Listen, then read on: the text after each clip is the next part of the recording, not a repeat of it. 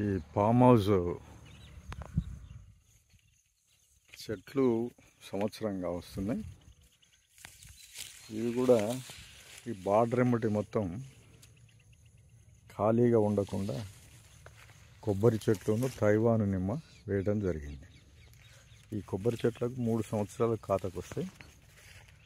అట్లనే తైవాన్ నిమ్మ సంవత్సరం నుంచి కాపుకు వస్తుంది. ఇంకా ఇప్పుడే అక్కడొకటి కాయబడుతుంది. ఈ తైవాన్ నిమ్మ ఇది కాయ ఇతను రోగం లేకుంటుంటే ఇవన్నీ కాయలుగా అవుతాయి. 4 కాయలు గుత్తులాగా గుత్తి అయితే ఉంటుంది నిమ్మ. ఇట్లనే ఒక కొబ్బరి చెట్టుకు మధ్యన 2 తైవాన్ నిమ్మ వేయటం జరిగింది.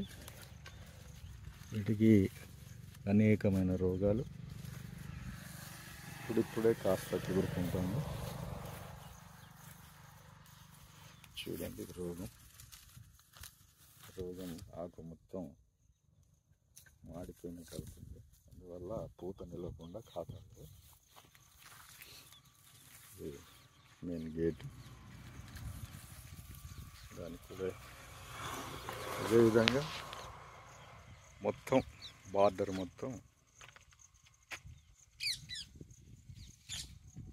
కొబ్బరి మరియు నిమ్మ వేయటం జరిగింది.